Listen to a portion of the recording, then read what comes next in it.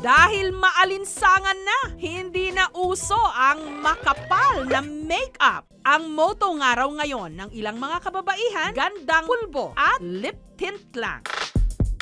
Hindi katulad ng lipstick, ang lip tint liquid. Hindi rin ito singkapal at singkulay ng lipstick, kaya patok sa mga gustong maka-achieve ng natural look. Ang kapuso celebrity at ang gumaganap na Mia sa primetime drama series na Cara Mia na si Mika de la Cruz may koleksyon ng mga lip tint. Hindi ako fan ng harsh or makapal na makeup, lalo na bata pa ako. Feeling ko yun din kasi yung uso sa ngayon. Kumbaga yun yung nakakapagpa-fresh. Ipinakita rin sa amin ni Mika ang iba't ibang style sa paggamit ng lip tint.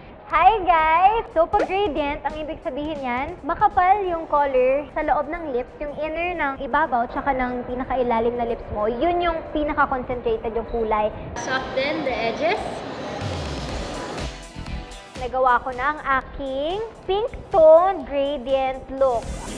I-changes na yan! Si Irish naman, huma-hashtag lip tint is life.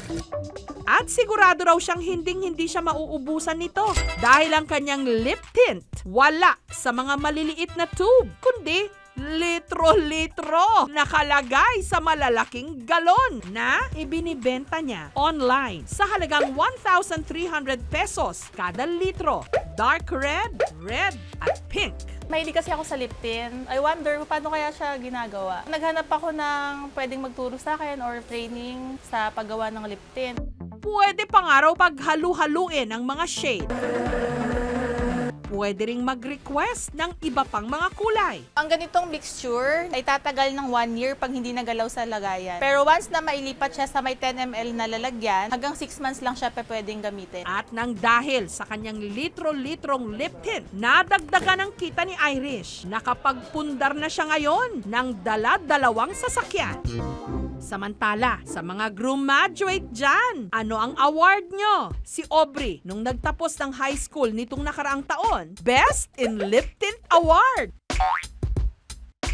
Hindi raw kasi talaga pumapasok sa eskwela si Aubrey nang walang lip tint. Pack na pack daw kasi ito sa hashtag no makeup look nilang mga estudyante. Parang pang ano lang po siya, natural lips lang po yung lip tint na nilalagay ko minsan. Hindi ko na masyado kinakapalan. Yun nga lang, minsan daw, pinabubura na ito ng kanyang teacher. Kasi po dati po, si sir, tuwing math time niya po, lagi niya po ako nahuli na nakalip tint. So lagi niya po ako pinapagalitan. Lagi niya po pinapabura sa akin pero di ko po binubura kasi makulit po ako. Hanggang dumating na nga ang kanilang graduation, kung saan ang math teacher pa nilang si Zaldi ang naggawad ng Best in Lip Tint Award kay Aubrey. Pero paglilinaw ni Teacher Zaldi, katuwaan lang daw ang lip tint award na ito. Ibinigay ko yung award na yon para lang ma-aware sila na yung mga bagay na yon na hindi ginagawa sa classroom, dapat hindi na rin nila dalhin sa senior high school nila. Sa mga tindahan o sa mall, pwede kang makabili ng lip tint sa halagang 20 pesos lang. Pero meron ding nagkakahalaga ng hanggang libo-libong piso. Pero ingat sa mga ito dahil merong mga peke. Katulad na lang ni Arlene. Laking gulat na lang niya nung biglang namaga ang kanyang labi. Nagkasugat-sugat, nagkasingaw at namaga pa. Kung si Arlene mismo ang tatanungin, walang misteryo sa pamamaga ng kanyang labi. Ang sanhi, lip tint. Lagi ako nagsisisi sa sarili ko bakit ko naman ito ginamit yung lip tint na yon. For the first time ko nangyari talaga yon na binili ko siya.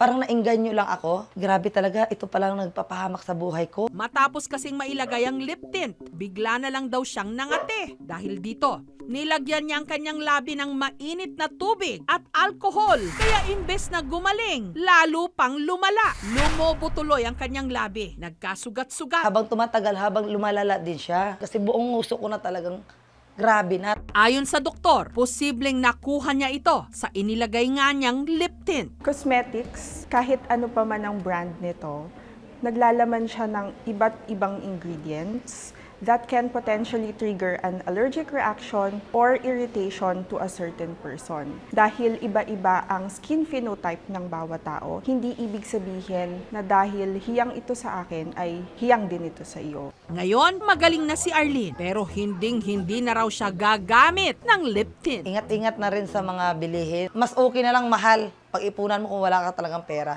Mura nga, anhin mo ang mura kung yun lang ipapahamak ng buhay mo. Ganda ka? Ingat-ingat lang sa pagpapaganda. At tandaan, iba pa rin ang ganda.